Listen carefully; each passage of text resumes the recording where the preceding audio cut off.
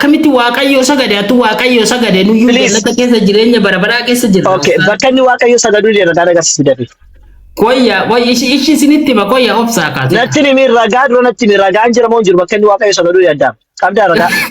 Koyya ni jira suni na obsa. Natti mi ayye. Macaafa Quraana keessa. Quraana keessa jira. Ayye lakkoofsa kamir. Kuno.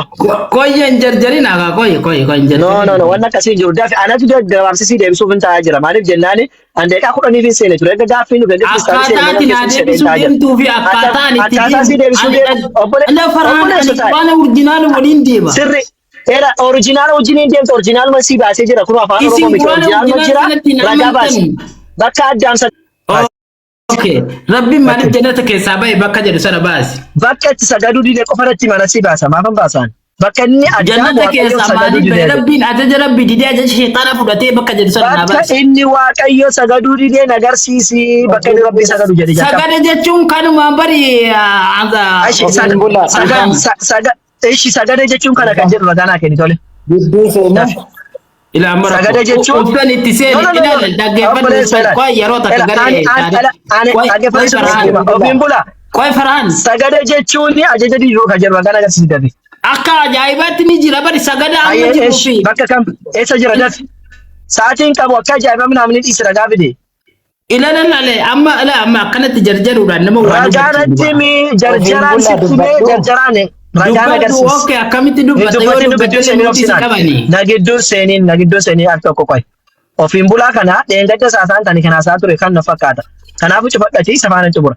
Daafiti ragaa nama si gaafata tokko waaqayyo sagaduu didi addaam ka jedhu tokko ragaa fidi lamaffaa waaqayyo sagaduu diduunu sagada diduudha ka jedhu ragaa agarsiisa kana lamaa qofa. Okay, thank you. Quraana irraa si fida. Sagada jechuun maal jechuun? Sagada jechuun maal jechuun? Ragaa naa fidi. Anas gaafata. Sagada jechuun maal jechuudha?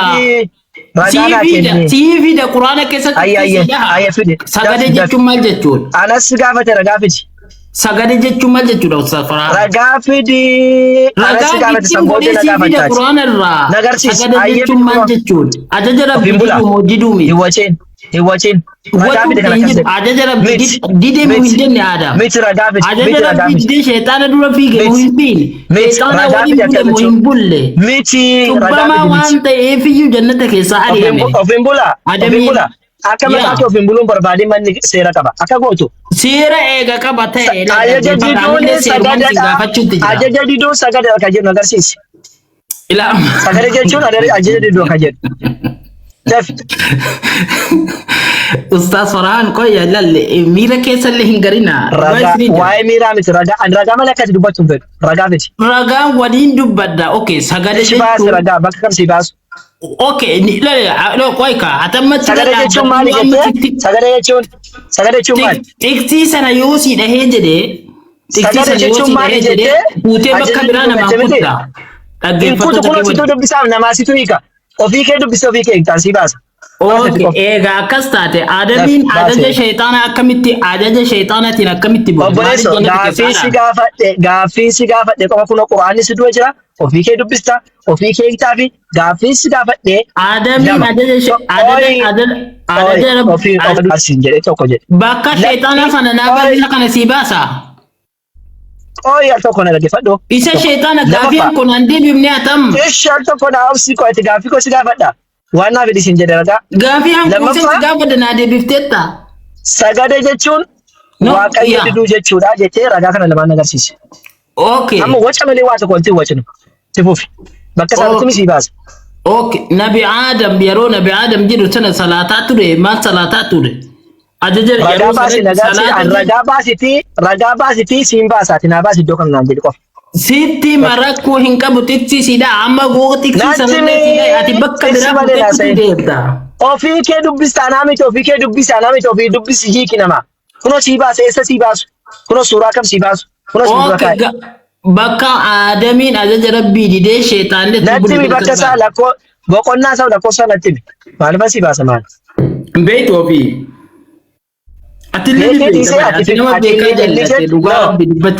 Ani Quraanni bakka jedhu قل هاتوا برهانكم إن كنتم صادقين يودوغا كدوباتشن تاتا رغا كيسن فيدتا جداني نجد مالك كنا بيجد باس رغا نو سنما سلا بكا فالمالمي كريستانا مسلمة بكا فالمالمي تباكو مسايشي سنفلمو أترغات مساقو فانا تباكا كان جدي تسكي باسار لكو نجو بقونا تكو فامو لما فامو سدفامو آدمي سببا ني جنة كسابة سنوان برات السوري لانا غرنو أما واسقات قونا ديبسي سنيرونا غافت تيسي ديبسي أما كسي غافت نا ديبسي No gabi ko dura sana junan de bibne ba. Kan si gafa te fidi ofin bula chawata na kasin juru na bira. Kan si gafa se dufte lalla bachu dan de sanan lalla batu da of sibin ne male. Farhani birri wai ka falu dufte miti. Adaban ka bitara jira ta tap godi. To le so kisso ba miti kuma to ko kesati nugo wonsa mo kristano to gomsa kristano te biyan sun ko sammu ka bubar. Kuma kesa to ku ga ken ne chani jira kuma ta ajiran. Qur'ana ba se ofike kaddo ofike dubbisi jede. Tokko namaan kennu namni ragaa hin kijibame jennaan inuma tarsaa akkuma muummicha sanaan jedhanan illee jechuudha. Si galee kanaafuu ajaraa yoo dubbatan kiristaanota ragaadhaan haasa'a. Wanni mucaa nama dubbatu akka nama mana farsoo faaraqee dhugee qeerrataa sa'uuti. Qeerrataa jechuun akkas ta'e ishoo akka jedhan isaa fokkoraa jechuudha wanti fokkoran ittiin geerara. Ragaa kuma hin qabaanoo ishoo jedhani kun mana farsoo miti bakka itti jirtu. Bakka itti qeerraran miti yookiin itti geeran. Amlaan ragaa sheekatillee ragaa malee haasaartu fakkeenyaa fi ani ragaa si gala rakkoo tokko jiru. Ragaa malee haasaartu. Waa hundi waan na gaafatan ragaa malee naasa'u ragaa si kenna na gaafadhu. Banagaraachin laay jinni waaqayyo uumuudhaaf ragaa tokko naa kennuu dandeessu ati. Itti jinni waaqayyo uume jedhiti ragaa naa kennu. Yookaan seexaana jedhamu waaqayyotu uume kan jedhu ragaa naa kennu wangeela keessa. Ammaan carraa naa kennu sittama. Ammoo atillee duratti ragaa malee akkamii haasofte si fakkaata? Anam fakkeenyaaf nagaa fudhate yeroo nagaa malee haasa'u nagaa fudhu koo amma kan keeti dhiisi. Kan godhachi ragaa nagaa fudhate. Yeroo farhaan akka koo waa haasa'u farhaan ragaa miti waan nama jettee si kennan. Waan ragaa hin qabne afaan kun rabaaseen dubbadhuan. Maaliif namni as taa'u ragaa fide nagaa fudhu irra deemtee nagaa fudhate rakkoo maaltu jira ni baasii agarsiisa waan sana macaafa keessatti. Banagaraachin beekoodhe itti waaqayyo akka jinni beeku wangeela kana agarsiise. Ala Matsaan Quddus keessatti ani baazawee Matsaan Quddus keessa bakkam si baasu si baasa qoy. Barage. Ayyee uumaa waaqayyo tette jinniin waaqayyo uumuu fi mee waaqayyo uumuu ragaa naa kennu. Jinniin wangeela laal faraan. Jinniin jedhama asuma keessa ni jira wangeela keessa mee. Jinniin obboleessa musliimaati. Ragaan ni jira jinniin wanni jedhamu wangeela keessa ni jira moo hin jiru gaaffii koo deebisi. Jinniin hin jiru. Matsaan Quddus keessa hin jiru. Galatoome. Kanaafuu jinniin beektanii jechuudha galatoome. Kanaaf waa'ee jinnii haasa'uudhaan dandeessanis waa'ee jinnii nurraa barattu malee waa'ee jinnii haasa'u obsi kaawliyaad waa'ee jinnii nuttanii nurraa barattu malee waa'ee jinnii haasa'uu dandeessan macaafni waa'ee jinnii beeku. Gaaffii si gaafadha. Seexaanni waaqayyo uume waaqayyo miti. Seexaan eenyutu uume? Seexaan as keessa jira fakkeenyaaf. Seexaan eenyutu uume wangeela keessa kan jiru? Seexaanni dura samii ture. Ajaja waaqayyo waan uume siin jedhan gaaffiin koo. Waaqatu uume. Waaqatu uume. Maaliif uume waaqayyo? Waaqayyo haa ajajamu uume garuu didee jennaan darbame samii irraa jechuudha. Maal ajajamuudhaaf? Waaqayyoo fi ajajamu waan dideef. Maal ajajamuudhaaf waaqayyoodhaaf? No, uumamni isaa kan uumame maaliif jalqaba wanni uumameef jenniin? Yookiin seexaanni soorii seexaan waliin beektan. Seexaanni maaliif uumame? Atama bari jinni ata qoy jinni seexaanni garaagarummaa atama jinni obboleessa musliimaa jechuudha. Kan kana gaafatta sigaadhu na deemsi seexaana waaqayyo maaliif uumameedhaan? Ani seexaana jinniin beektan waan seexaana sigaasuu jiraam. Seexaana maaliif uume waaqayyo? Seexaanni uumamni isaa dabaadha. Ayyee seexaana waaqayyo uumusan agarsiise. Waaqayyo seexaana uumusan agarsiise mee ragaa. Seexaana akka waaqayyo uume agarsiise. Seexaana akka waaqayyo uume qabda ragaa. Samii ture bar ergamaa waaqaa ture samii ture achirraa kanaafuu seexaana uumne jechuudha miti waaqayyo. Seexaana osoo hin taane kan inni uume waaqayyo kan uume ergamaa uume moo seexaana uume? Ay faraan andura irraa si arga bar ilaal ati nama bari gaaffii si gaafadhu deebisi. Seexaana uume moo ergamaa waaqa keessaa uume jalqaba waaqayyoon? Jinni samii ture samiirraa darbame. Ani gaaffii si gaafadhu waaqayyo seexaana uume moo ergamaa godhe uumeedha gaaffii seexaana godhe uume moo ergamaa godhe uume? Jinnoota iyyuu uumeera obboleessa musliimaa. Oli please kan koo na gaafatta gaaffii si gaafadhu akka gadi fageenyaan waan kana hubattaniif banagaraachin laay isin xiqqeessu osoo hin taane waa'ee seexanaa fi jinnii akka sirriitti gadi fageenya kiristaanonni hubatan ani fedhan qaba waan ta'eef akka hubatamuuf amma. Gaaffiin koo Waaqayyo seexana uume moo ergamaa uume jedhe. Eenyuun? Gaaffiin si gaafadhe. Waaqayyo seexanaati jettu kana seexanuma uume moo jinni waa'ee jinni ma hin beektu waa'ee seexana si gaafataara. Seexana uume moo Waaqayyo ergamaa waaqa keessaa uume siin jedhe. Sarra koon qabu naan deebbata booddee rakkoon qabu san dhiisi sarrabaatti dhufta. Gaaffii si gaafadhu. Waaqayyo please gaaffii si gaafadhu adeemsi. Waaqayyo seexana uume moo ergamaa waaqa keessaa uume? Misitti mi faraan jinniin akka ofii jinni sin gaafanne seexana si gaafadhe seexan. Qoy kaasittuma inni samii ture erga waaqayyoof sagadaa ture. Samiin ture sana ina qoy seexana dabee jennaa sanirraa darbamee jechuudha. Qooti. Kanaafuu waaqayyo seexana uume moo ergamaa uume siin jedhan gaaffiin koo gabaabaatti. Akkam ergamaa miti. Seexanuma godhee uume waaqayyo. Yaa. Tole waaqayyo seexana jal'ataa erga uumeeti waaqayyo jal'isee uume jechuudha. Jallisee uume guyyaa keessa jallate. Kanaafuu seexana uume jedhamu ka. Isi waaqayyo seexana kan jedhamu uume kan jedhu kan agarsiisuu dandeessaa wangeelarraa ta'e. Ati malaale faraan. Agarsiisan seexana waaqayyo Muusaa. Faraan anamma akkas fakkaate nama wangeela baay'ee dubbisuu miti hangaruu seexana kana seexana kana si gaafataa jira. Lakkoo kabaloo seexana kana garagalchee miti. Obboleessu ani sii kenna ragaa obsime. Oliyaa mee qabadhu dhiifama ani waaqayyo seexana Muusaa fide obsinaan ayyee. Maaf akkan. Seexana Muusaa ragaa fide. Thank you so much. Amma kunumti yoo irratti ta'e ilallaali. Ani garuu mata duree irratti haasa'uu dhufe tokko qaba. Garuu kabajaa fi jaalalaa na wajjin haasofte sifaana haasaa yookiin dammoo olaantummaa mana kee irratti waan qabduuf qofa yoo kaganna darbitu jesti na caqasika.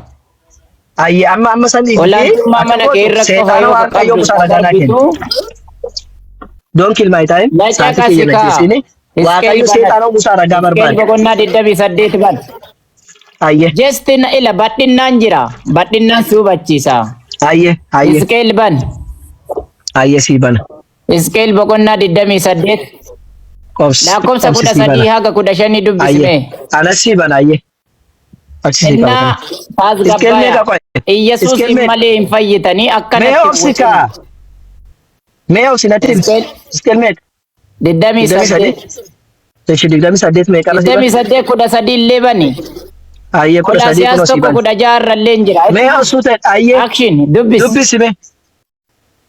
Kono dubbisi hundura qabee jira. Dubbisi bane. Ish. Natti mul'atu atumti dubbisi. Waaqayyo ish rageeffadhu ka. Ati iddoo dhaaba Waaqayyoo isa edeen jiru keessa turte.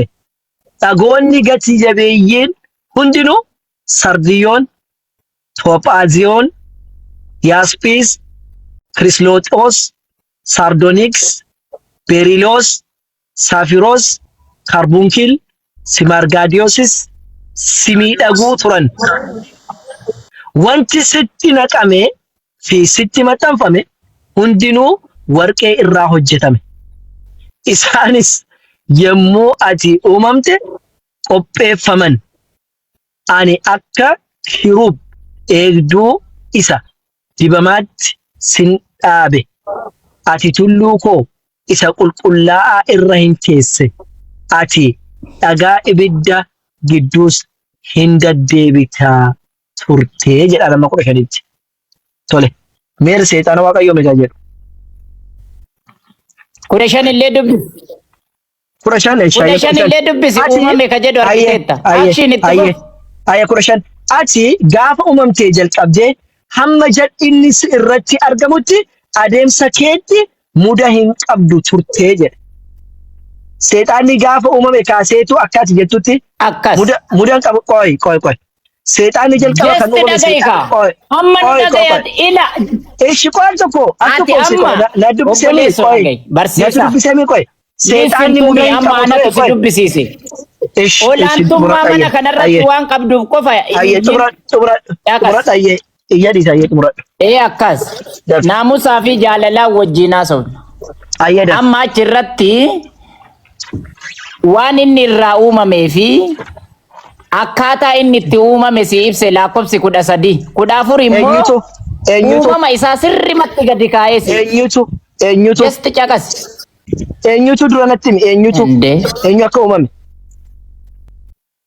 seexanaa siin jedheebe ragaa fidi seexana maal jedhaa achirratti seexana ka jedhu jiru kono ifaa kooti seexana ka jedhu itti jiru fufii dubbisan malee seexana ka jedhu jiru uumama ka jedhu ati kan uumamte jedhee qooyi obsi ati kan uumamte jedhee dubbata malee irra deebii dubbisi siin galle ifa sii ta'uu qaba ammallee Yohaannis 8:44 gaaffii si gaafadhe si galeera garuu ati ofuma ofuma iyyaarta ila dhageeka obboleesso gaaffii si gaafadhe si galeera qooyi gaaffii si gaafadhe si galeera mee gurba suutee dhiyeessinaan gaaffii si gaafadhe akkasirratti naa galeera tumti afaan kan keetiin daqiiqa 2 obsi daqiiqa tokko daqiiqa lama maaliin obsaan fina dhaggeeffadhu gaaffii korra si deebi'a gaaffii daqiiqa 2 obsi ansii dubbisaa bakka hundumaa Please obsinaan na dhaggeeffadhu ishi daqiiqa tokko ragaa naa kennu seexaana uumame kan jedhu ayyee ofii kee dubbistii ragaa naa kennu ila seega daqiiqaa tokko jara kenna 33 jalqabdee 30 an